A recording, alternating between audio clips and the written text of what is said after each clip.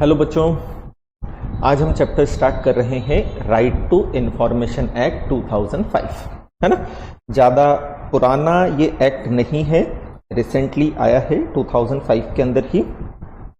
ठीक है, तो सबसे पहले मैं आपको इस एक्ट के बारे में ओवरव्यू देता हूं। ये एक्ट है क्या, किस बारे में है, ऑब्जेक्ट क्या है इस एक्ट का, फिर हम प्रोविजंस के ऊपर आते हैं।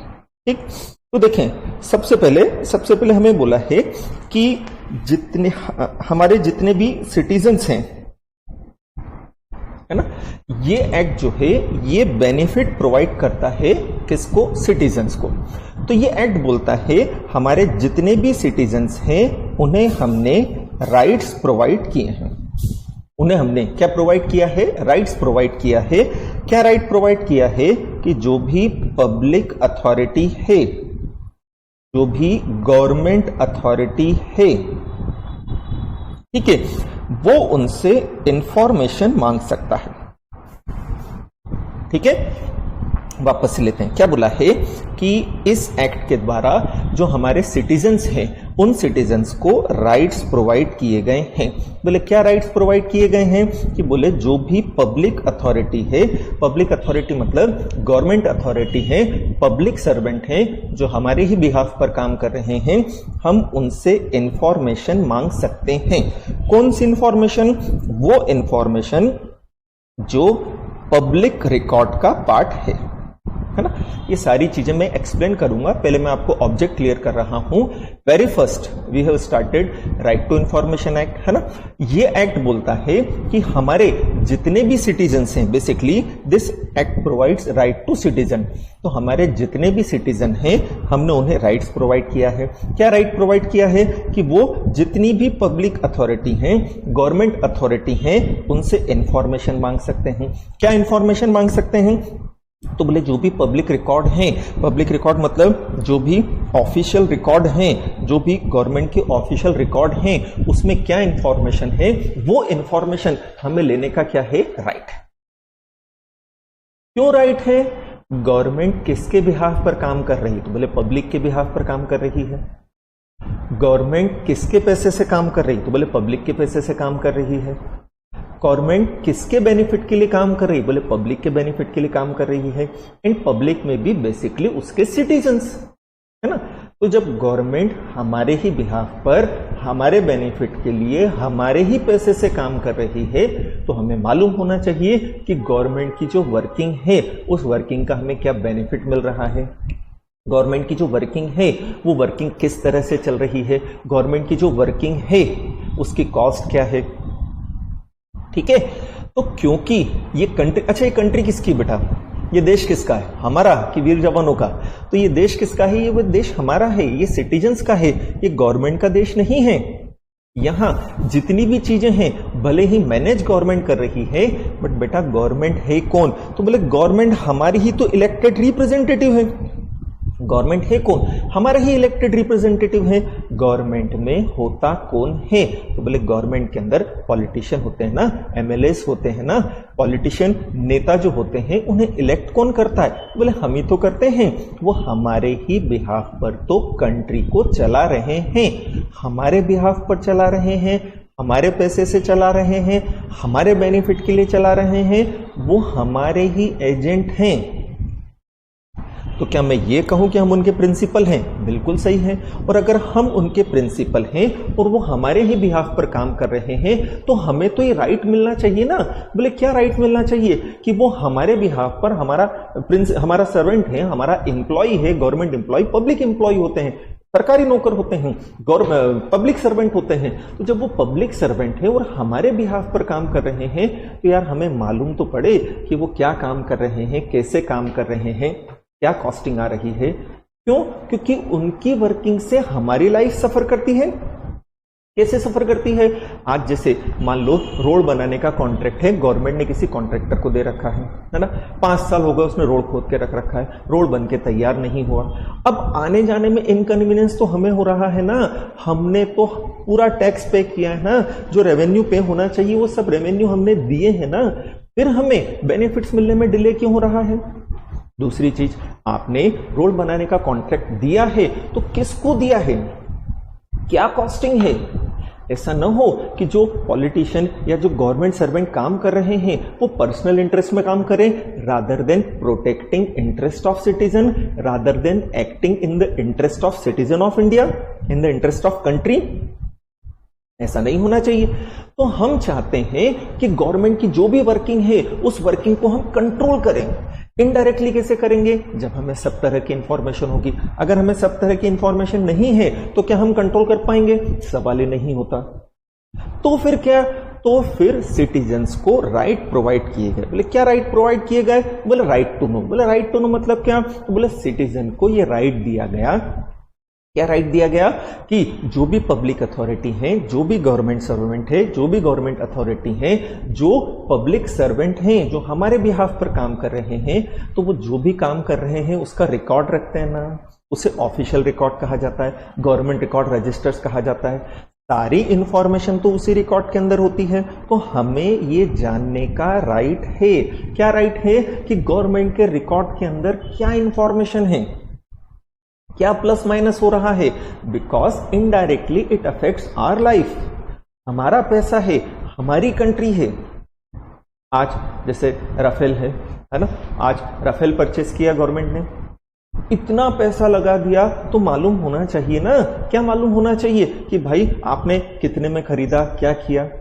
बट राफेल क्या हो गया? बोले यार ये तो डिफेंस से रिलेटेड मैटर हो गया। तो बोले यार हर मैटर थोड़ी बता देंगे हम आपको। फिर क्यों? ये तो हमारे देश के डिफेंस के अगेंस्ट हो सकता है, सिक्योरिटी पीस के अगेंस्ट हो सकता है।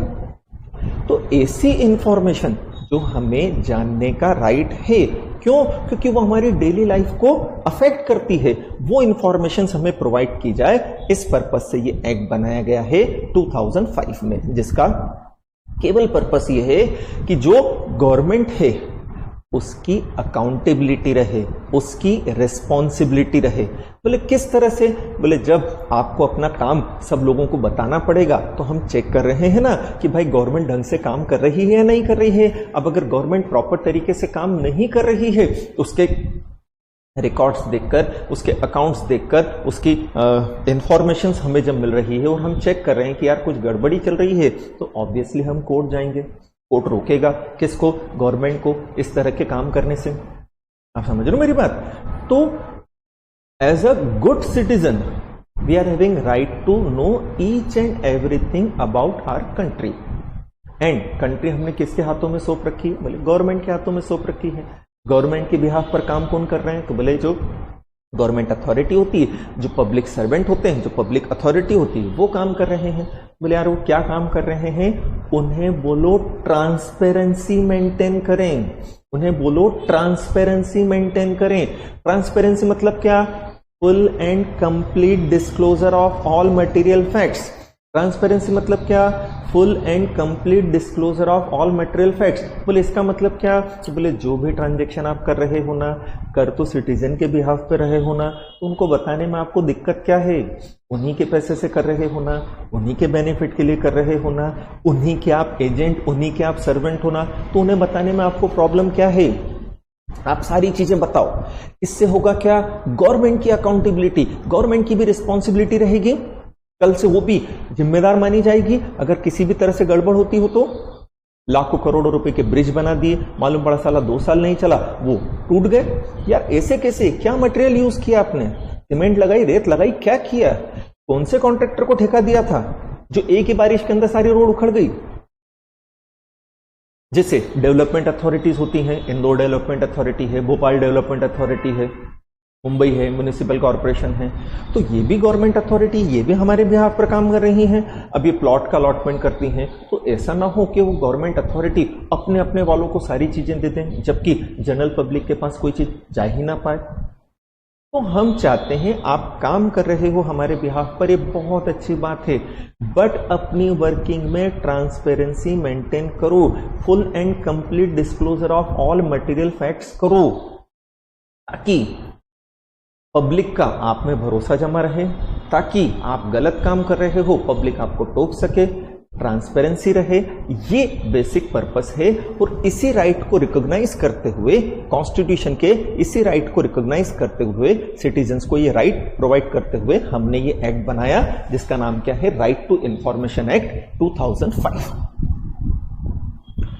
बेसिक ऑब्जेक्ट समझ में आया थोड़ा अपने को। अब अपन धीरे धीरे प्रोविजंस लेते जाते हैं, चीजें क्लियर होती जाएगी, है ना। तो जैसे सबसे पहले ये सुप्रीम कोर्ट का केस दिया है राजस्थान वर्सेस राजनारायण वाला, जिसमें सुप्रीम कोर्ट ने यही बोला था कि गवर्नमेंट की तो रिस्पॉन्सिबिलिटी होती है। बोले क्या रिस्पॉन्सिबिलिटी होती है? बोले पब्लिक इंटरेस्ट के अंदर काम करना। एक गवर्नमेंट ही तो है जिसकी प्राइमरी एंड अल्टीमेट रिस्पॉन्सिबिलिटी है to protect the interest of citizen of India. आप और मैं तो अपना अपना इंटरेस्ट पहले देख लेते हैं, बट गवर्नमेंट के लिए तो पब्लिक ही पहली है और वही आखिरी है। तो गवर्नमेंट की रिस्पॉन्सिबिलिटी है कि पब्लिक के इंटरेस्ट में काम करे, एंड गवर्नमेंट वो रिस्पॉन्सिबिलिटी पूरी कर रही है या नहीं कर रही है, ये चेक करने का राइट पब्लिक को होना चाहिए। तो इसके लिए हमने बोल दिया, क्या बोल दिया? बोले ठीक है, आप सारी इंफॉर्मेशन प्रोवाइड करो, जो इंफॉर्मेशन आपके ऑफिशियल रिकॉर्ड्स के अंदर है वो सारी इंफॉर्मेशन आप प्रोवाइड करो। ठीक है, तो इसी राइट को रिकॉग्नाइज करते हुए हमें ये एक्ट दिया गया है ना। अब इस एक्ट का ऑब्जेक्ट क्या है? तो आप ये जो पैराग्राफ है, इस पैराग्राफ के अंदर अगर आप देखोगे तो क्या लिखा है कि एक्ट प्रोवाइड करता है setting out practical regime of right to information. किसके लिए? सिटीजन के लिए। हर किसी को इस एक्ट के अंदर राइट प्रोवाइड नहीं किया है। राइट केवल किसको प्रोवाइड किया गया है? सिटीजन को। ठीक है, कैटरीना कैफ कहां रहती है? इंडिया में। क्या वो इंडियन सिटीजन है? नहीं, उसे ये राइट नहीं है। आप और मैं जो इस कंट्री के हैं, सिटीजन हैं, उन्हें राइट प्रोवाइड किया गया है।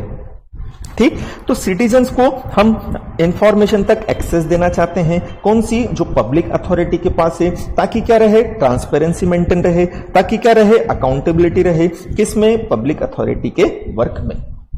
तो ये ऑब्जेक्ट मैंने आपको क्लियर किया कि भैया ये हमारा ऑब्जेक्ट है, इस एक्ट का प्राइमरी ऑब्जेक्ट यही है। क्लियर हुआ बेटा? चले, अब इंट्रोडक्शन के अंदर बता दिया इन्होंने, जनरल चीज बोल दी है। बोले क्या बोला है कि थ्रू आउट द वर्ल्ड जो है राइट टू इंफॉर्मेशन को रिकॉग्नाइज किया जा रहा है ना। हमारे दिमाग में तो कोई चीज वैसी भी आती नहीं है, हम तो बाहर जो व्यक्ति काम कर रहा होता है उससे कट कॉपी पेस्ट कर लेते हैं। तो हमने देखा जो मेजर कंट्रीज हैं, बड़ी बड़ी कंट्रीज है, वहां पर सिटीजन्स को ये राइट प्रोवाइड किए जा रहे हैं। अब अगर वहां पर सिटीजन्स को ये राइट प्रोवाइड किए जा रहे हैं तो हमने भी राइट प्रोवाइड कर दिया, हमने भी बोल दिया बोले ठीक है हम भी हमारे सिटीजन्स को राइट देंगे। 70 से ज्यादा कंट्रीज जो थी अराउंड द वर्ल्ड, उन्होंने ये राइट अपने सिटीजन्स को प्रोवाइड किया, हमने भी प्रोवाइड कर दिया यार, हम थोड़ी पीछे रहेंगे। चलिए, राइट टू नो ये बहुत इंपॉर्टेंट टॉपिक है, इसके ऊपर अलग से क्वेश्चन आ सकता है ना। इस चैप्टर का वेटेज है 4 से लेकर 6 नंबर तक का, एग्जाम में 4 से लेकर 6 नंबर तक का क्वेश्चन इस चैप्टर से आ सकता है, बिल्कुल ठीक है। और मैं बताते जाऊंगा कि किस तरह के क्वेश्चन आते हैं, अपन करते जाते हैं इसको, है ना। चलिए देखिए क्या दिया है,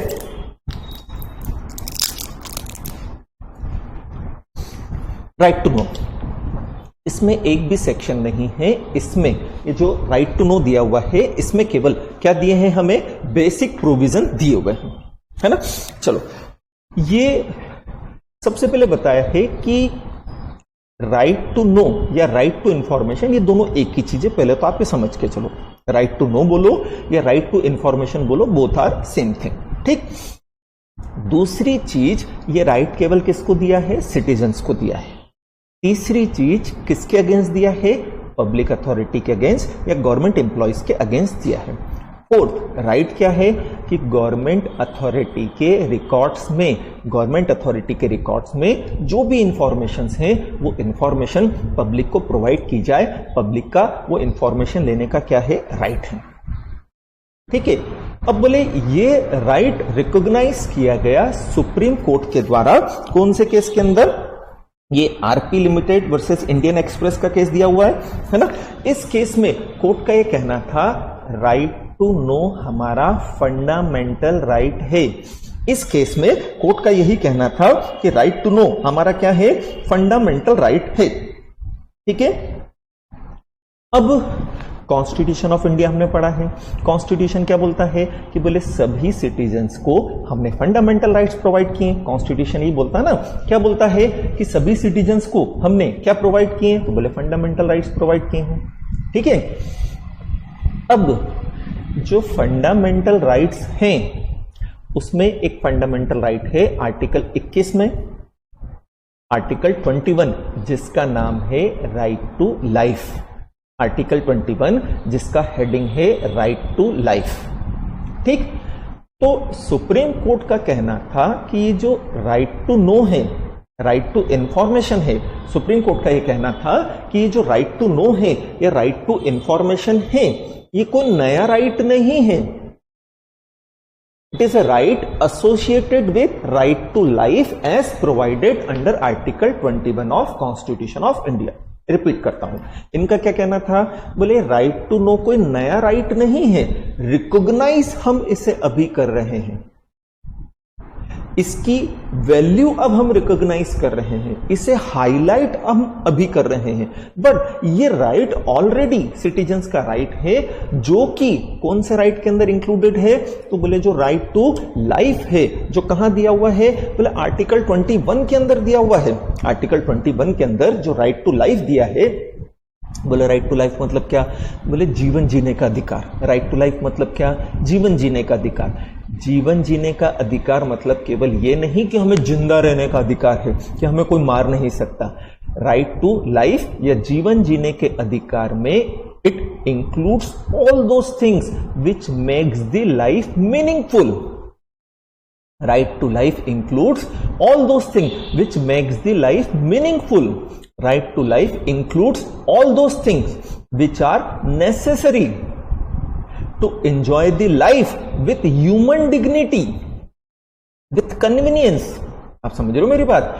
बोले राइट टू लाइफ मतलब केवल जीवन जीना नहीं, जिंदा रहना नहीं यार, जिंदा तो जानवर भी रहते हैं, बट हम ह्यूमन डिग्निटी के साथ अपनी लाइफ को एंजॉय कर सकते हैं। तो हमें हमारी लाइफ को एंजॉय करने के लिए, हमें हमारे लाइफ से इनकन्वीनियंस को हटाने के लिए जो जो चीजें चाहिए वो सब राइट टू लाइफ का पार्ट है।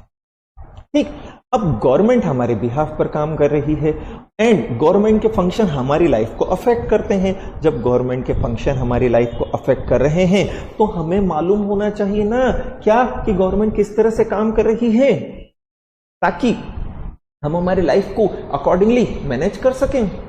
रोड खुदा पड़ा है, ब्रिज गिर गया, डैम बना हुआ है, तो ये सब हमारी लाइफ को अफेक्ट कर रहे हैं ना। आज अगर रोड स्मूथ है, प्रॉपर फैसिलिटीज अगर हैं, तो हमारी लाइफ एंजॉयबल है यार, हमारी लाइफ में कोई इनकन्वीनियंस नहीं है। बट अगर यही चीजें गवर्नमेंट में करप्शन हो रहा है, दूसरी चीजें हो रही हैं, तो अल्टीमेटली इनडायरेक्टली उसका बर्डन तो हमारे ऊपर आ रहा है ना, तो हमारी लाइफ तो सफर कर रही है ना। तो आप समझो, राइट टू नो नाम से आपको कॉन्स्टिट्यूशन में कोई फंडामेंटल राइट नहीं मिलेगा, राइट टू इंफॉर्मेशन के नाम से कोई फंडामेंटल राइट नहीं मिलेगा। बोले it is a right already associated with existing fundamental rights, that is article 21 right to life, है ना। तो right to life includes all those things which makes the life meaningful. आपको समझ में आ रही मेरी लाइफ बात? तो ये राइट टू लाइफ का नैरो मीनिंग नहीं लिया जाता, राइट टू लाइफ का बहुत वाइडर मीनिंग लिया जाता है एंड इसमें उन सारी चीजों को लेते हैं जो लाइफ को क्या बनाती है, मीनिंगफुल। एंड हमें सारी चीजें जानने का राइट है जो हमारे लाइफ को अफेक्ट करती है। That is why supreme court recognised right to know as a right associated with right to life, guaranteed under article 21 of constitution of India. ये चीज आई समझ में? इसके साथ ही एक आर्टिकल और है 19(1)(b), इसके साथ ही एक आर्टिकल और है, कौन सा? आर्टिकल 19(1)(a) मिला आपको, है ना। तो ये जो आर्टिकल 19(1)(a) है, ये जो आर्टिकल है कौन सा, 19(1)(a) वाला जो आर्टिकल है, बेसिकली ये क्या बोलता है, freedom of speech and expression. Article 19(1)(a) जो है ये क्या बोलता है, freedom of speech and expression. Speech मतलब बोलना, हमें काय का राइट दिया गया है, बोलने का राइट दिया गया है। ये चीज ही समझ गए। अब अगर हम कुछ बोलना चाहते हैं किसी भी टॉपिक पर, तो बोल हम तभी पाएंगे ना जब हमें उन चीजों का प्रॉपर नॉलेज हो, हमें उन चीजों की प्रॉपर इंफॉर्मेशन हो। हमें तो गवर्नमेंट के वर्क को ही क्रिटिसाइज करना है। अब अगर आप गवर्नमेंट के वर्क को क्रिटिसाइज करना चाहते हो तो पहले ये तो मालूम होना चाहिए ना गवर्नमेंट काम क्या कर रही है। आपको समझ में आई मेरी बात? Article 19(1)(a), freedom of speech and expression. We are having right to speak. We are having right to express our ideas by mouth. Movie बनाकर, पेंटिंग बनाकर, किसी भी तरीके से हम हमारे आइडियाज को एक्सप्रेस कर सकते हैं. ये चीज है समझ में. बट हम कुछ बोलना चाहें, हम कुछ बताना चाहें, इसके लिए हमें चीजों का नॉलेज भी तो होना चाहिए ना. और अगर हमें चीजों का क्या नहीं है, नॉलेज, तो हम क्या बोलेंगे, ठेंगा बोलेंगे क्या? नहीं बोल सकते कुछ भी. अब अगर हम बोल नहीं पा रहे, किस कारण से? क्योंकि हमें चीजों का नॉलेज नहीं है. Then it affects our fundamental rights at guaranteed under article 19(1)(a) of constitution of India. तो ये जो केस था, इस केस में सुप्रीम कोर्ट ने यही बोला कि भाई ये जो हमारा राइट है, कौन सा राइट है? Right to know. ये हमारा फंडामेंटल राइट है, जो हमारे कॉन्स्टिट्यूशन के अंदर दो तरह के राइट्स दिए गए हैं, उनसे कहीं ना कहीं एसोसिएटेड है. राइट टू लाइफ से भी है, एंड दूसरा क्या बोला मैंने? बोले freedom of speech and expression से भी है ना. तो आपको दो चीज समझना है. बोले right to life is a legal right और फंडामेंटल राइट. तो बोले right to life is a fundamental right as guaranteed under Article 21 as well as Article 19(1)(a) of Constitution of India as prescribed by the Supreme Court in the case of RP Limited versus Indian Express Newspaper. ये case का नाम बेटा आपको याद रखना पड़ेगा. समझ में आई यहां तक मेरी बात? अगर आपको राइट टू नो पर शॉर्ट नोट आता है, या राइट टू इंफॉर्मेशन पर शॉर्ट नोट आता है, या राइट टू इंफॉर्मेशन एक्ट पर शॉर्ट नोट लिखने को आ जाता है, ये आपको लिखना पड़ेगा. पहले आप बताएंगे राइट टू नो क्या होता है, उसकी नीड क्या होती है, फिर आप बताएंगे ये फंडामेंटल राइट है as guaranteed under article 21 and 19(1)(a) of constitution of India as decided या declared by the Supreme Court in the case of RP Limited versus Indian Express newspaper. ठीक है, आगे बढ़े अपन, है ना. अब हमारा एक्ट स्टार्ट होता है ना. अब एक्ट की थोड़ी सी हिस्ट्री आपको बताई गई है ना. बोला है कि एक्ट जो है ये राइट प्रोवाइड करता है, जैसा आर्टिकल 19 और 21 मैंने आपसे डिस्कस किया. फिर बोले राइट टू इंफॉर्मेशन बिल जो पास हुआ था वो लोकसभा में हुआ था. कब हुआ था? 11 मई 2005 को. राज्यसभा में इसे अप्रूव कर दिया था 12 मई 2005 को, एंड प्रेसिडेंट ने इसे अप्रूव कर दिया था 15 जून 2005 को. ठीक है, एंड 15 जून 2005 से ये एक्ट आपका एप्लीकेबल है. ये जस्ट इंफॉर्मेशन था, आपको अलग से लर्न करने की जरूरत नहीं, जस्ट इंफॉर्मेशन थी. ठीक है, अब हम आते हैं salient features of the act. Features आपको याद रखने हैं. वैसे भी जैसे जैसे हम एक्ट का पूरा प्रोविजंस कंप्लीट करेंगे, ये पॉइंट सब डिटेल में आएंगे. ये जो फीचर्स मैं आपको बताने जा रहा हूं, ये एक तरह से क्या है? ये एक तरह से एक्ट का ओवरव्यू ही है ना. एक्ट के अंदर क्या क्या है फीचर्स में. ठीक, हम देखते हैं. मैं इसी स्टेज पर बहुत कुछ चीजें समझा दूंगा आपको, ताकि आगे दिक्कत ना जाए. सबसे पहले बोल दिया है एक्ट पूरे इंडिया में एप्लीकेबल है. अब तो ये जम्मू कश्मीर में भी एप्लीकेबल हो जाएगा. एक्ट कहां एप्लीकेबल है बेटा? तो बोले पूरे इंडिया में एक्ट एप्लीकेबल है. अब तो ये जम्मू कश्मीर में भी एप्लीकेबल हो जाएगा, कोई प्रॉब्लम वाली बात नहीं. फिर क्या बोला है? 180 दिन में ये एप्लीकेबल हो गया. अब बोले ये क्या है? अरे बोले होता यह है कि हमारे यहाँ एक्ट बना तो देते हैं, फिर लोकसभा अप्रूव करती है, राज्यसभा अप्रूव करती है, मालूम पड़ा तब तक गवर्नमेंट चेंज हो जाती है, फिर उसके बाद प्रेसिडेंट के पास जाता है, प्रेसिडेंट उसे अप्रूव करता है, तब जाकर वो एक्ट बनता है. बट अभी हमने ऊपर की चीजों में देखा क्या, फटाफट से 11 मई को लोकसभा में अप्रूव हुआ, 12 मई को राज्यसभा में अप्रूव हुआ, और 15 जून को प्रेसिडेंट ने अप्रूव कर दिया. तो बोले क्या? बोले यार ये देखा जाए तो बनाने के कितने दिन के अंदर? 120 दिन के अंदर तो हमने एप्लीकेबल करा दिया था. ये बनाने के 120 दिन के अंदर तो हमने एप्लीकेबल करा दिया था. तो इन्होंने जस्ट अपनी पीठ ठोकी कि बोले यार बहुत बड़ी चीज है, हमने 120 दिन के अंदर तो एक्ट एप्लीकेबल करा दिया है ना. अदरवाइज होता क्या है कि जैसे कंपनीज एक्ट 2013 जो आप पढ़ते हो, वो बेसिकली आया था कंपनीज एक्ट 2001 में, 2002 में. वो तब से टल्ले भा रहा था, बन नहीं पा रहा था, है ना. तो होता क्या है, एक्ट बनाने की जो प्रोसेस होती है, प्रोसेस काफी लंबी तो होती ही है, बट कई बार गवर्नमेंट चेंज हो जाती है, दूसरी चीजें हो जाती है, तो एक्ट एप्लीकेबल हो नहीं पाता है. बट ये बोल रहे हैं कि हमने तो एक्ट बनाने के कितने टाइम के अंदर? 120 दिन के अंदर ही उसे क्या कर दिया? एप्लीकेबल करा दिया. फिर ये किस पर लगता है, तो बोले पब्लिक अथॉरिटी के ऊपर लगता है ना। ये किसके ऊपर एप्लीकेबल होता है, तो बोले ये पब्लिक अथॉरिटी के ऊपर एप्लीकेबल होता है। ठीक है, पब्लिक अथॉरिटी मतलब क्या बताया मैंने, गवर्नमेंट सर्वेंट। चार चीजें आपको याद रखना है। पहला, इसमें राइट दिया गया है। दूसरा, बोले किसको दिया है, बोले सिटीजन्स को दिया है। तीसरा, किसके अगेंस्ट दिया, बोले पब्लिक अथॉरिटी के अगेंस्ट दिया। फोर्थ, क्या राइट दिया है कि पब्लिक अथॉरिटी के जो ऑफिशियल रिकॉर्ड हैं, पर्सनल रिकॉर्ड की बात नहीं कर रहा हूं, पब्लिक अथॉरिटी के जो ऑफिशियल रिकॉर्ड हैं, तो सिटीजन उन ऑफिशियल रिकॉर्ड में जो इंफॉर्मेशन है वो इंफॉर्मेशन आपसे मांग सकते हैं एंड वो इंफॉर्मेशन आपको उन्हें अवेलेबल करवानी पड़ेगी। समझ में आया ना क्या बोला मैंने, चार चीजें ध्यान रखना है। पहला, इसमें राइट दिया है। दूसरा, that right is available only to citizen of India.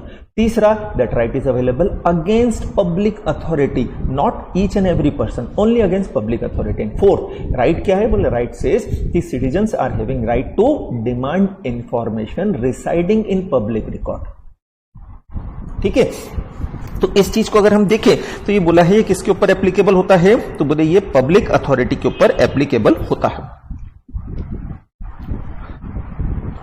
चलो फिर क्या दिया,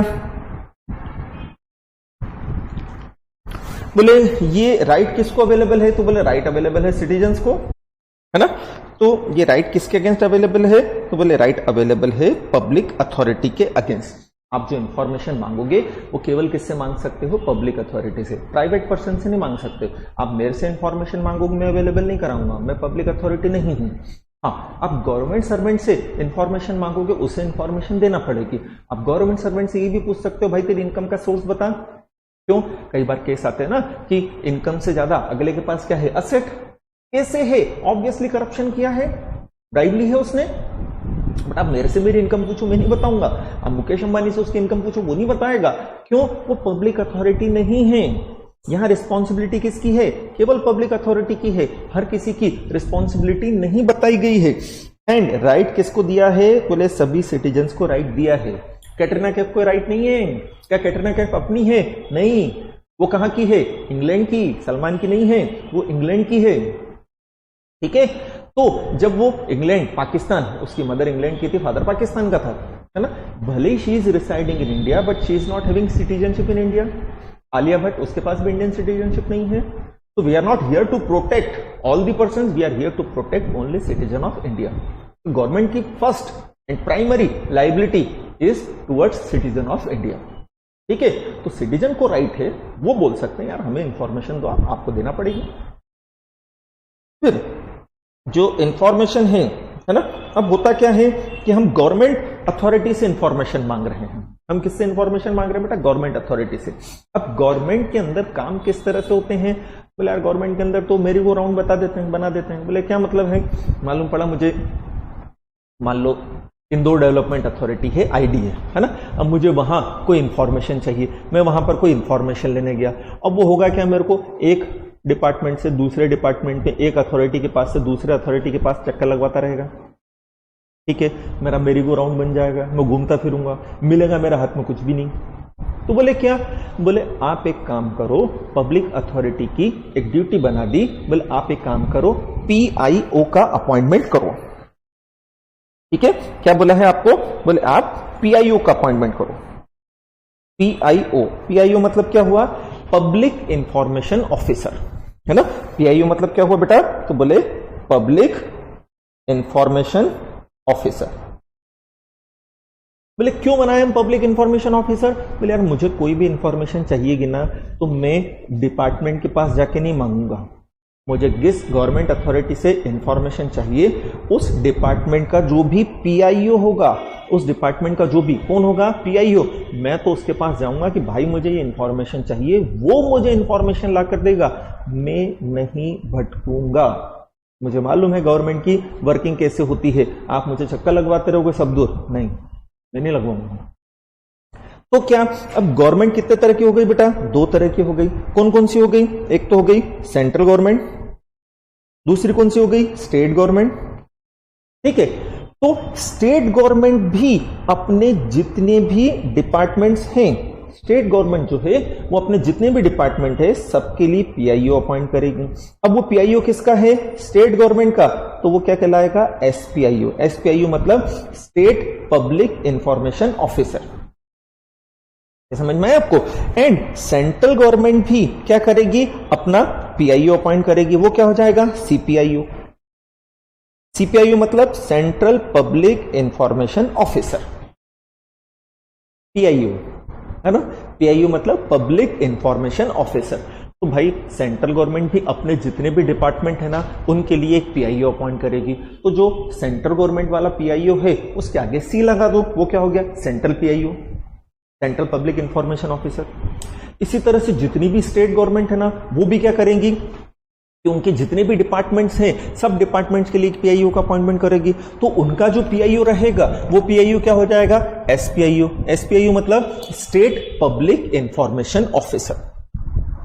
क्लियर हुआ ये। फिर इनका एक एक बेटा असिस्टेंट रहेगा, इनका क्या रहेगा, एक एक असिस्टेंट रहेगा। सेंट्रल वाले का असिस्टेंट जो रहेगा वो सीएपीआईओ हो जाएगा, स्टेट वाले का एसएपीआईओ हो जाएगा। बोले क्या मतलब, बोले central assistant public information officer, central assistant public information officer and state assistant public information officer. तो दो तरह की इसमें अथॉरिटी बनाई जाएगी, एक पीआईओ और एक APIO. Central government as well as state government दोनों की ड्यूटी बनेगी कि अपने अपने डिपार्टमेंट्स के लिए वो पीआईओ का अपॉइंटमेंट करें। तो सेंट्रल गवर्नमेंट जब अपने डिपार्टमेंट्स के लिए पीआईओ बनाएगी तो उसका नाम हो जाएगा CPIO, central public information officer. State government जब अपने डिपार्टमेंट्स के लिए पीआईओ बनाएगी तो वो एसपीआईओ हो जाएगा, स्टेट पब्लिक इंफॉर्मेशन ऑफिसर। ठीक है, इनके असिस्टेंट रहेंगे, इनके क्या रहेंगे, असिस्टेंट रहेंगे। तो सेंट्रल वाले का असिस्टेंट सीएपीआईओ हो जाएगा, सीएपीआईओ मतलब central assistant public information officer. And state वाले का क्या हो जाएगा, एसएपीआईओ हो जाएगा, एसएपीआईओ मतलब state public information officer. Are you getting my point. तो यहां जो हमें दिया है वो यही दिया है, बोले क्या कि जो पब्लिक इंफॉर्मेशन ऑफिसर हैं and assistant public information officer हैं उनका अपॉइंटमेंट किया जाएगा and those officers will be responsible for providing information to the citizen. समझ रहे हो ना, क्योंकि गवर्नमेंट डिपार्टमेंट की वर्किंग अभी तो फिर भी काफी कुछ सुधर गई है, बट पहले के टाइम में तो यही होता था कि हम एक डिपार्टमेंट के पास जा रहे हैं, वो हमें चक्कर लगवाया जा रहा है, यार कब तक घूमते रहेंगे यार हम, फिर फ्रस्ट्रेशन में आकर हम वो काम छोड़ देते हैं। तो बोले आप कहीं मत जाओ, आप उस डिपार्टमेंट में जाओ, आप पीआईओ के ऑफिस में जाओ, वहां जाकर जो आपको इंफॉर्मेशन चाहिए उसकी रिटर्न के अंदर एप्लीकेशन दे दो। It will be responsibility of that PIO to provide required information within required या stipulated time. Are you getting my point. चले फिर बोले इंफॉर्मेशन क्या फोकट में प्रोवाइड की जाएगी, बोले नहीं फीस लेंगे हम। आप जो भी इंफॉर्मेशन मांगने आ रहे हो ना, fees will be charge for that. बोले फीस फिक्स है क्या, बोले फीस फिक्स नहीं है, बोले डिपेंड करती है नेचर ऑफ इंफॉर्मेशन पर। ठीक है, आप जो इंफॉर्मेशन, नॉमिनल फीस होती है, मैक्सिमम 10 रुपए की फीस होती है बेटा, नॉमिनल फीस, बट हाँ फीस रखी है ना। तो नॉर्मली 10 रुपए की फीस ली जाती है, बट फीस फिक्स नहीं है। फीस डिपेंड करती है किसके ऊपर, नेचर ऑफ इंफॉर्मेशन के ऊपर, कि किस तरह की इंफॉर्मेशन आपको चाहिए, उसके ऊपर डिपेंड करता है कि फीस किस तरह की होगी। ठीक है, फिर क्या बोला, फिर बोल दिया है कि कुछ इंफॉर्मेशन ऐसी हैं जो एग्जम्प्टेड है फ्रॉम डिस्क्लोजर। जैसे राहुल गांधी कितना भी चिल्ला ले राफेल के बारे में बताओ, बट वो डिफेंस ऑफ इंडिया से रिलेटेड है, हम नहीं बताएंगे। राहुल गांधी का नाम तो सुना है ना आपने, बिल्कुल सही सुना है ना। तो हम क्या कहने की कोशिश कर रहे हैं कि भाई हर तरह की इंफॉर्मेशन पब्लिक को नहीं बताई जा सकती है, क्योंकि वो इंफॉर्मेशन अगर हमारे एनिमीज के पास पहुंच जाती है तो हमारी कंट्री की डिफेंस के, सिक्योरिटी के, इंटीग्रिटी के अगेंस्ट हो सकती है ना। तो ऐसा नहीं है कि मालूम पड़ा हम एटॉमिक डिपार्टमेंट में पहुंच गए गवर्नमेंट के, मालूम पड़ा हम आर्मी वालों के पास पहुंच गए, सीबीआई वालों के पास पहुंच गए, बोले आप सारी इंफॉर्मेशन डिस्क्लोज करो। अबे कहां से दे इंफॉर्मेशन, अगर वो इंफॉर्मेशन देश की इंटीग्रिटी, यूनिटी, इनके अगेंस्ट हो जाएगी अगर हमने प्रोवाइड की। अगर वो इंफॉर्मेशन सिक्योरिटी ऑफ कंट्री के अगेंस्ट हो जाएगी तो हम क्यों प्रोवाइड करें? बोले सेक्शन 8 मिलेगा, सेक्शन 9 मिलेगा, उसमें डिपार्टमेंट्स जो हैं या कुछ इंफॉर्मेशन जो हैं वो एग्जम्प्ट की गई है। हम देखेंगे आगे, मैंने बोला ना एक का ओवरव्यू टाइप का ही है कि हाँ ये चीजें हमें आगे डिस्कस करने को मिलेगी, है ना। एंड लास्ट बोल दिया है कि जो कुछ इंटेलिजेंसी एजेंसीज होती हैं, जैसे अभी मैंने बोला सीबीआई वाले हैं, ठीक है, रॉ वाले हैं, research and development wing, NIA वाले हैं, नेशनल इन्वेस्टिगेशन एजेंसीज, है ना। तो बोले इनको फिर इनके ऊपर एक्ट तो लगता है, ये इंफॉर्मेशन तो प्रोवाइड करेंगे but subject to some restrictions कि हाँ इस तरह की इंफॉर्मेशन अगर आप इनसे मांगोगे तो ये पर्सन फिर वो इंफॉर्मेशन अवेलेबल नहीं करवाएंगे। ठीक है, डिस्कस कर लेते हैं एक बार, है ना। पहला पॉइंट हमने क्या पढ़ा? तो बोले एक्ट पूरे इंडिया में एप्लीकेबल होता है ना, जम्मू कश्मीर में भी लग जाएगा। दूसरा पॉइंट हमने क्या पढ़ा? बोले जब एक्ट बनाया था उसके 120 दिन के अंदर तो एप्लीकेबल करा दिया। तीसरा हमने क्या पढ़ा? बोले एक्ट किस पे लगता है? बोले केवल पब्लिक अथॉरिटी पे लगता है, उन्हीं की ड्यूटी है, उन्हीं से आप इंफॉर्मेशन मांगोगे तो वो प्रोवाइड करेंगे और कोई नहीं करेगा। फोर्थ क्या? तो बोले राइट केवल किसके पास है? सिटीजन के पास है, हर किसी के पास नहीं है। फिफ्थ क्या? तो बोले it will be duty of central government as well as state government to nominate public information officer for their respective offices and assistant public information officer, and citizen desiring information from any government department will approach to PIO।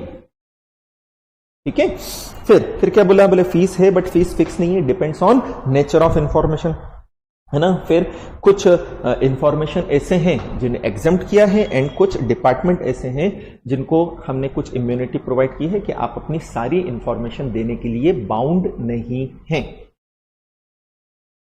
Clear हुई ये चीज, है ना। चले objective तो हम बचपन से पढ़ा रहे हैं आपको इस एक्ट का। 4 पॉइंट याद कराया ना मैंने, बोलेंगे मेरे साथ। पहला क्या? बोले इसमें राइट दिया है। दूसरा राइट किसको दिया है? सिटीजन को दिया है।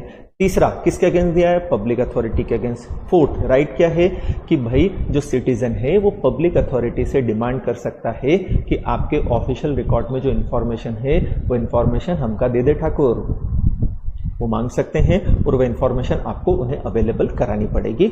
एंड फिफ्थ कुछ इंफॉर्मेशन ऐसी है जिन्हें एग्जम्प्ट किया गया है, एंड 6 कुछ डिपार्टमेंट ऐसे हैं जिन्हें एग्जम्प्ट किया गया है। ठीक है, तो देख लेते हैं।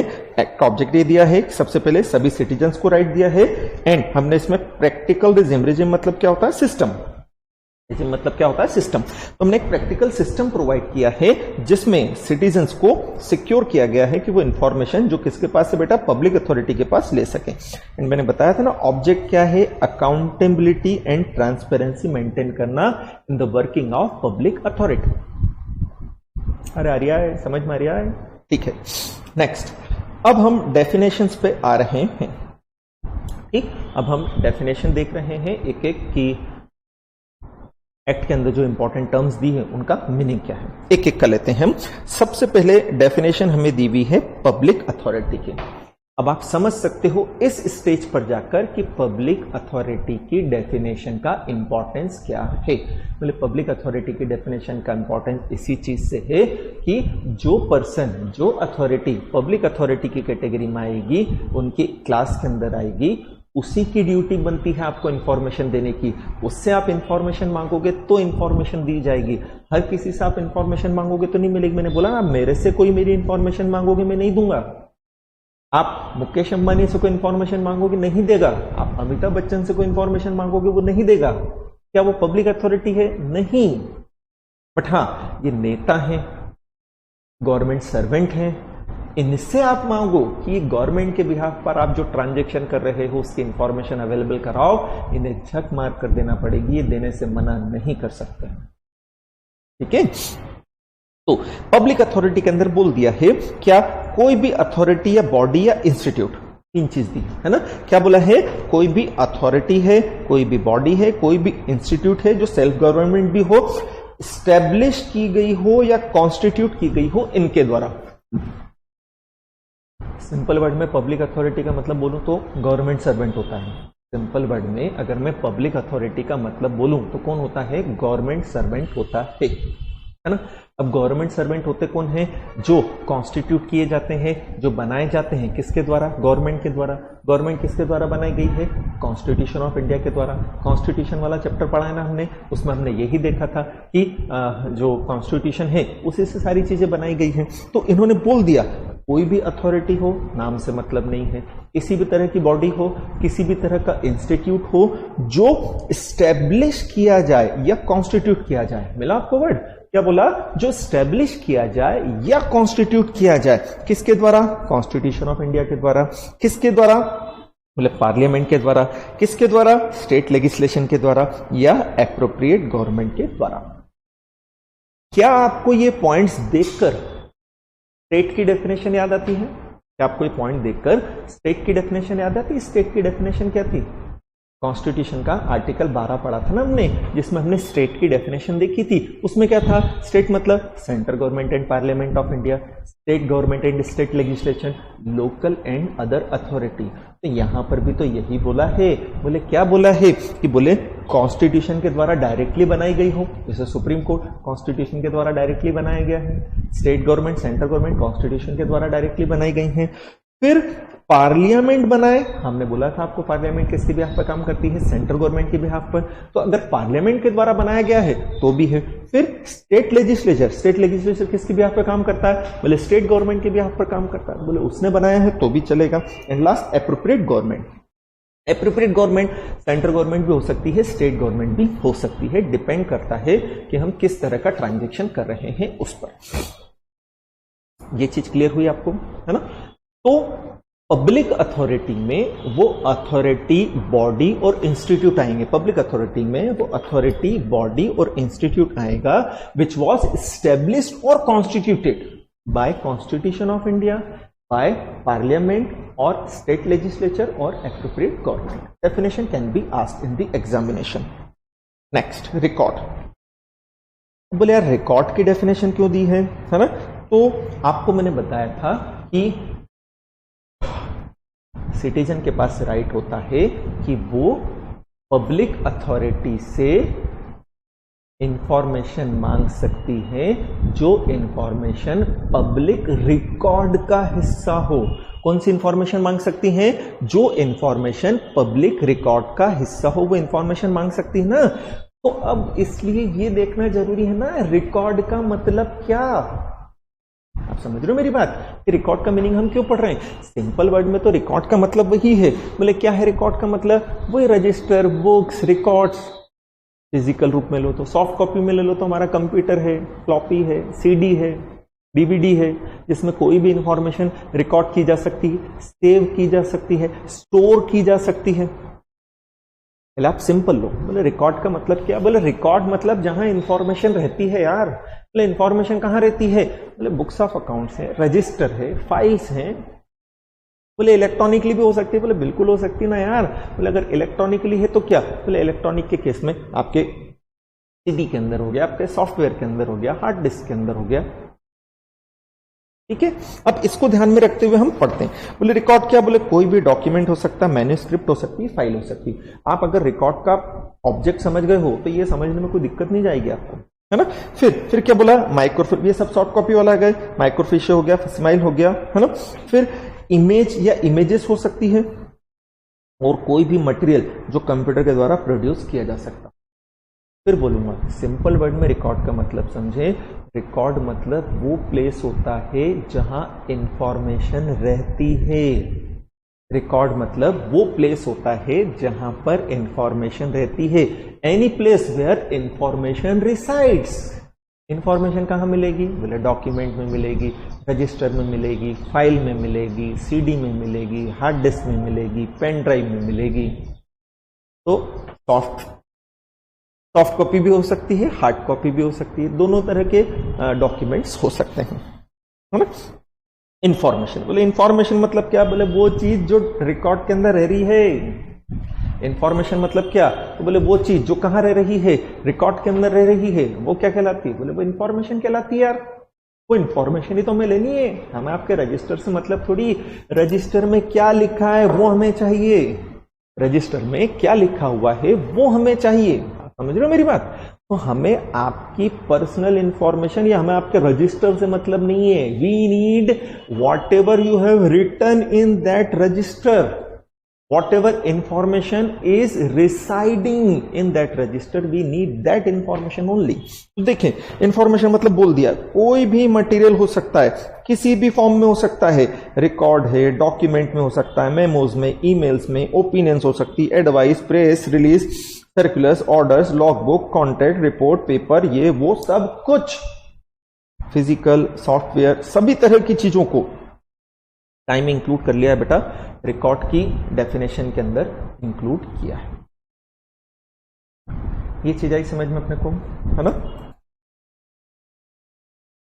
अब नेक्स्ट जो डेफिनेशन है वो हमें दी हुई है राइट टू इंफॉर्मेशन, है ना. नेक्स्ट डेफिनेशन जो हमें दी हुई है वो डेफिनेशन कौन सी है, तो बोले राइट टू इंफॉर्मेशन के बारे में बताया है. ठीक, चलो देखते हैं क्या बोला है. तो बोले right to information means a right provided under this act. किसको, सिटीजन्स को. किसके अगेंस्ट, पब्लिक अथॉरिटी के अगेंस्ट. क्या राइट, इंफॉर्मेशन लेने का. कौन सी इंफॉर्मेशन, जो ऑफिशियल रिकॉर्ड का पार्ट है. ठीक है, ये ध्यान रखना है, उसी को हम आगे कंटिन्यू करते हैं. तो बोल दिया है क्या, means right to information accessible under this act. पहली चीज ये कि भाई राइट टू इंफॉर्मेशन मतलब कि इस एक्ट के अकॉर्डिंगली इंफॉर्मेशन एक्सेस करने का राइट जो किसके पास है, बोले पब्लिक अथॉरिटी के पास है. जो किसके पास है, पब्लिक अथॉरिटी के पास. तो ये तो जनरल पोर्शन इन्होंने दे दिया. बोले जनरल पोर्शन में क्या बोल दिया कि बोले कि आरटीआई के एक्ट प्रोविजंस के अकॉर्डिंगली जो आप इंफॉर्मेशन ले सकते हो, किससे ले सकते हो, बोले पब्लिक अथॉरिटी से. इस एक्ट के प्रोविजंस के अकॉर्डिंगली आप जो इंफॉर्मेशन ले सकते हो वो राइट टू इंफॉर्मेशन की कैटेगरी में आता है. पहली चीज. दूसरा क्या बोला, बोले इस राइट में इंक्लूड किया गया. बोले किसको इंक्लूड किया है, तो बोले हम नोट्स ले सकते हैं, एक्सट्रैक्ट ले सकते हैं, सर्टिफाइड कॉपी ले सकते हैं, डॉक्यूमेंट और रिकॉर्ड्स की. जो भी डॉक्यूमेंट और रिकॉर्ड है ना गवर्नमेंट अथॉरिटी के, हम बोल सकते हैं इसकी नोटिंग हमें करने दो, इसमें से इंपॉर्टेंट चीजें नोट करने दो. हम उसका एक्सट्रैक्ट मांग सकते हैं, ब्रीफ इंफॉर्मेशन मांग सकते हैं. हम बोल सकते हैं आप हमें क्या अवेलेबल करा के दो, बोले आप हमें इसकी सर्टिफाइड कॉपी अवेलेबल करा के दो. हम सर्टिफाइड कॉपी मांग सकते हैं उनसे. ठीक है, फिर हम क्या कर सकते हैं, बोले हम इंस्पेक्शन कर सकते हैं. खुद आकर पर्सनली गवर्नमेंट की जो भी वर्क हो रहे हैं, जो भी डॉक्यूमेंट है, जो भी रिकॉर्ड्स है, उनका हम क्या कर सकते हैं, इंस्पेक्शन कर सकते हैं. आकर चेक कर सकते हैं. मैंने बोला ना कहीं कंस्ट्रक्शन हो रहा है, आप कंस्ट्रक्शन साइट पर जाकर सारी चीजों को इंस्पेक्ट कर सकते हो. अगर वो कंस्ट्रक्शन गवर्नमेंट के बिहाफ पर हो रहा है, तो प्राइवेट किसी का बंगला बन रहा है तो वहां जाकर आप इंस्पेक्ट नहीं कर सकते हो, बट हाँ गवर्नमेंट के रिकॉर्ड्स को इंस्पेक्ट कर सकते हो, उसके वर्क को इंस्पेक्ट कर सकते हो. इवन वहां जो मटेरियल यूज किया जा रहा है, आप उस मटेरियल का सैंपल ले सकते हो. तो ये लिखा है सैंपल्स दिया जा सकता है मटेरियल का. ठीक है, हम बोल सकते हैं हम चेक करेंगे यार क्या मटेरियल आप यूज करो. अबे क्यों, पैसा हमारा लगा है ना, इससे फाइनली बेनिफिट हमें होना है ना, और नुकसान हुआ तो भी हमें ही होना है ना, तो हम क्यों नहीं चेक करें यार, हम चेक करेंगे. फिर क्या बोला है कि फ्लॉपी में, डिस्क में, टैप, वीडियो, कैसेट, अगर कोई भी इंफॉर्मेशन इलेक्ट्रॉनिक फॉर्म में है तो हम बोल सकते हैं कि ये इंफॉर्मेशन हमें फ्लॉपी में अवेलेबल कराओ, डिस्क में कराओ, सीडी में कराओ, कैसेट्स में अवेलेबल कराओ, पेन ड्राइव वगैरह तो अब आने लगे हैं. 2005 का एक्ट है, तब तक नहीं होता था. बोले कोई भी इलेक्ट्रॉनिक मीडियम में आप हमें क्या प्रोवाइड कर दो, इंफॉर्मेशन प्रोवाइड कर दो, हमें मेल कर दो, आप बोल सकते हैं. 5 चीज. पहला जनरल बोला है कि बोले इस एक्ट के अकॉर्डिंग इंफॉर्मेशन एक्सेसिबल बनाना. कौन सी इंफॉर्मेशन, बोले जो पब्लिक अथॉरिटी के पास है, पब्लिक अथॉरिटी के रिकॉर्ड में है. एंड दूसरा स्पेसिफिकली ये काम करना. बोले पहला क्या, बोले जो डॉक्यूमेंट है रिकॉर्ड से हम उनकी नोटिंग कर सकते हैं, उनके एक्सट्रैक्ट्स मांग सकते हैं, सर्टिफाइड कॉपी मांग सकते हैं. दूसरा क्या, बोले हम गवर्नमेंट के वर्क का जाकर क्या कर सकते हैं, हम इंस्पेक्शन कर सकते हैं, है ना. तीसरा क्या, बोले हम सैंपल ले सकते हैं मटेरियल्स के. चौथा क्या, बोले हम इलेक्ट्रॉनिक फॉर्म में इंफॉर्मेशन की डिमांड कर सकते हैं, आपको अवेलेबल करा के देना पड़ेगा. क्लियर है. फिर थर्ड पार्टी. बोले थर्ड पार्टी क्या होती है, बोले पर्सन अदर देन सिटीजन जो कि इंफॉर्मेशन की डिमांड कर रहा है. है ना, एंड इसमें पब्लिक अथॉरिटी को इंक्लूड किया है ना। तो लिखा है means person other than citizen. Citizen के अलावा अगर कोई पर्सन इंफॉर्मेशन की डिमांड करता है तो वो पर्सन किस कैटेगरी में आ जाएगा, बोले वो थर्ड पार्टी की कैटेगरी के अंदर आ जाएगा। ठीक है, एंड थर्ड पार्टी अगर इंफॉर्मेशन की डिमांड करती है तो उसे देंगे या नहीं देंगे, तो बोले नहीं देंगे, हम देंगे सिटीजन को ही, बट कुछ केसेस में अवेलेबल होती है, तो इसलिए बोला इट इंक्लूड्स पब्लिक अथॉरिटी। एक पब्लिक अथॉरिटी दूसरी पब्लिक अथॉरिटी से इंफॉर्मेशन मांग सकती है। क्या मतलब हुआ, तो बोले जैसे जीएसटी वाले हैं वो इनकम टैक्स वालों से इंफॉर्मेशन मांग सकते हैं। मान लो जीएसटी डिपार्टमेंट ने कहीं रेड मारी थी, है ना, अब वहां उन्हें काफी सारी इंफॉर्मेशन मिली, वहां उन्हें ब्लैक मनी का भी मालूम पड़ा, जिससे इनकम टैक्स वाले कंसर्न हैं, तो इनकम टैक्स वाले उनसे इंफॉर्मेशन मांग रहे हैं। तो इनकम टैक्स डिपार्टमेंट तो सिटीजन नहीं है, क्योंकि सिटीजन तो नेचुरल पर्सन होता है। समझ रहे हो आप मेरी बात, गवर्नमेंट का डिपार्टमेंट तो सिटीजन नहीं है, क्योंकि सिटीजन तो नेचुरल पर्सन होता है। ये तो कैसे पर्सन है, बोले तो आर्टिफिशियल पर्सन है यार। बोले तो सिटीजन नहीं है, बोले हाँ, बोले बट एक गवर्नमेंट डिपार्टमेंट को दूसरे गवर्नमेंट डिपार्टमेंट को इन्फॉर्मेशन देनी चाहिए कि नहीं देनी चाहिए, आप खुद बताओ, देनी चाहिए कि नहीं देनी चाहिए, देनी चाहिए ना। बोले उनको हमने थर्ड पार्टी में ले लिया है। ठीक है, तो बोले थर्ड पार्टी मतलब हो जाएगा सिटीजन्स के अलावा कोई पर्सन जो कि रिक्वेस्ट कर रहा है, काई की रिक्वेस्ट कर रहा है, इंफॉर्मेशन की रिक्वेस्ट कर रहा है। ठीक है, next obligation of public authority. इसमें बेटा देखा जाए तो पूरे एक्ट का ओवरव्यू दिया है। इसमें देखा जाए अब ऑब्लिगेशन ऑफ पब्लिक अथॉरिटी दिया है ना। बेसिकली इस हेडिंग के अंदर एक्ट के लगभग पूरे प्रोविजंस दिए हुए हैं। तो जैसे जैसे हम एक्ट के प्रोविजंस कंप्लीट करेंगे, जैसे जैसे हम एक्ट के प्रोविजंस कंप्लीट करेंगे, ये हेडिंग जो है हमारा ऑटोमेटिकली कंप्लीट हो जाएगा। इसे हमें अलग से याद करने की, समझने की जरूरत नहीं पड़ेगी, है ना। तो ये चैप्टर में जब आपका पूरा कंप्लीट करूंगा, उसके बाद आप इस टॉपिक को पढ़ेंगे, आपको एक एक मिनट में सारी चीजें रिकॉल हो जाएगी, क्योंकि इसमें नया कुछ भी नहीं मिलेगा। बट हाँ, अभी अगर अपन ये चीजें पढ़ते हैं तो मुझे आपको पूरा प्रोविजंस को बताना पड़ेगा, तो बेटर है ना अपन पूरा प्रोविजंस ही डिटेल में देख लेते हैं, चीजें कंप्लीट हो जाएगी, अपने आप ही कंप्लीट हो जाएगी। ठीक है, अब हमें दिया है डेजिग्नेशन ऑफ पीआईओ। ये मैं आपको बता चुका हूं, हम रिवाइज करते हैं। टीचर्स के अंदर हमने पढ़ा था क्या कि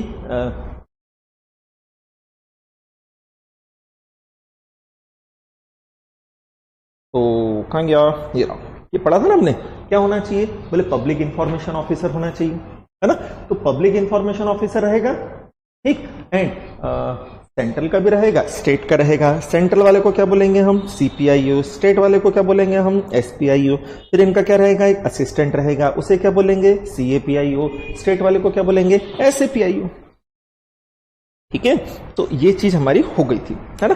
तो पहला पॉइंट ये बोला है कि पब्लिक अथॉरिटी की ड्यूटी बनती है। अब देखो ऊपर जो था वो ऑब्लिगेशन थे ना पब्लिक अथॉरिटी के, ऊपर क्या था, ऑब्लिगेशन थे पब्लिक अथॉरिटी के। अब वहां यही चीज लिखी हुई आएगी, तो अपन अगर डिटेल प्रोविजंस एक बार में पढ़ लेंगे तो क्लियर हो जाएगा ना कि भाई पब्लिक अथॉरिटी को क्या काम करना है और कैसे काम करना है। ठीक है, तो क्या बोला है, पब्लिक अथॉरिटी का ऑब्लिगेशन बनता है, पब्लिक अथॉरिटी का क्या बनता है, ऑब्लिगेशन बनता है कि जितने भी एडमिनिस्ट्रेटिव यूनिट्स हैं, सेंट्रल के ऑफिस हैं, स्टेट के ऑफिस हैं, वहां पब्लिक इंफॉर्मेशन ऑफिसर का अपॉइंटमेंट किया जाए। ठीक है, जिससे हम क्या करेंगे, रिक्वेस्ट करेंगे, काहे के लिए, इंफॉर्मेशन लेने के लिए। आपको समझ में आई नहीं बात, मैं पहले भी बता चुका हूं कि भाई हम इंफॉर्मेशन लेने के लिए उस डिपार्टमेंट का जो पीआईओ है उसके पास जाएंगे। हम हर जगह थोड़ी भटकते फिरेंगे, हम हर किसी के पास थोड़ी जाएंगे, हम तो केवल किसके पास जाएंगे, डिपार्टमेंट के जो पीआईओ है उसके पास जाएंगे। So it is obligatory for central government as well as state government to nominate a public information officer for all its administrative offices, unit, सबके लिए, है ना। फिर जो सब डिविजनल लेवल पर हैं, सब डिस्ट्रिक्ट लेवल पर हैं, वह central assistant and state assistant public information officer रहेगा। असिस्टेंट का रहेगा वो सब डिविजनल लेवल पर रहेगा, और मेन का रहेगा वो एडमिनिस्ट्रेटिव यूनिट में रहेगा। समझ में आ गया, है ना। दोनों पॉइंट ले लेते हैं कि पहले पॉइंट में तो हमें बोल दिया है क्या कि जो भी एडमिनिस्ट्रेटिव यूनिट्स हैं या ऑफिसेस हैं, चाहे सेंट्रल गवर्नमेंट का हो या स्टेट गवर्नमेंट का हो, वहां CAPIO और SAPIO रहेगा। फिर इन्हीं का क्या है, जो सब डिविजनल या सब डिस्ट्रिक्ट लेवल पर जो ऑफिस है, इनका जो छोटा कंट्रोलिंग ऑफिस है, वहां कौन रहेगा, बोले CAPIO रहेगा अगर सेंट्रल का है तो, और स्टेट का है तो SAPIO रहेगा। क्लियर हुआ है? चलो फिर क्या बोला है कि ये बहुत इंपॉर्टेंट पॉइंट बेटा, ये पॉइंट जो है ना, ये बहुत इंपॉर्टेंट पॉइंट है। क्या बोला गया है इस पॉइंट में कि जब आप कोई इंफॉर्मेशन की डिमांड करते हो, चाहे सेंट्रल गवर्नमेंट से करो या स्टेट गवर्नमेंट से करो, जब भी आप किसी इंफॉर्मेशन की डिमांड कर रहे हो, वो इंफॉर्मेशन आपको क्यों चाहिए, उसका रीजन आप बताने के लिए बाउंड नहीं हो। ठीक है, मैं गवर्नमेंट डिपार्टमेंट में गया, मैंने बोला मुझे ये इंफॉर्मेशन चाहिए, वो पूछती है अथॉरिटी आपको इंफॉर्मेशन क्यों चाहिए, मैं नहीं बताऊंगा। I am not bound to disclose reasons for getting the information. आपको ये चीज आई समझ में, है ना? तो देखें क्या लिखा है, no reason to be given by the person making the request for getting the information, for taking the information। बोले केवल आपको क्या इंफॉर्मेशन अपनी देनी है, बोले वो इंफॉर्मेशन देनी है जिसके थ्रू आपसे क्या किया जा सके, कॉन्ट्रैक्ट किया जा सके, है ना? जैसे अच्छा अभी हम पढ़ेंगे कि जब इंफॉर्मेशन की डिमांड की जाती है तो वहां से 48 आवर्स में अगर लाइफ और लिबर्टी से रिलेटेड है तो आपको इंफॉर्मेशन देना पड़ती है। अदरवाइज किसी केस में आपको 30 डेज के अंदर क्या प्रोवाइड करनी पड़ती है, इंफॉर्मेशन प्रोवाइड करनी पड़ती है। ठीक है, तो यहां पर यही बोला है कि आप आज इंफॉर्मेशन लेने गए, वो नेक्स्ट 30 डेज में आपको इंफॉर्मेशन देगा, तो वो कहां ढूंढे आपको, इसके लिए आप अपना कॉन्टेक्ट डिटेल उसे दे दो। आपको मेल पे चाहिए तो मेल आईडी दे दो, आपको बाय पोस्ट चाहिए तो अपना पोस्टल एड्रेस दे दो, है ना? तो you are bound to provide contact details so that authority can contact you for providing the information. Otherwise you are not bound to disclose any information कि why you need the information। ठीक है, चलो next क्या दिया हुआ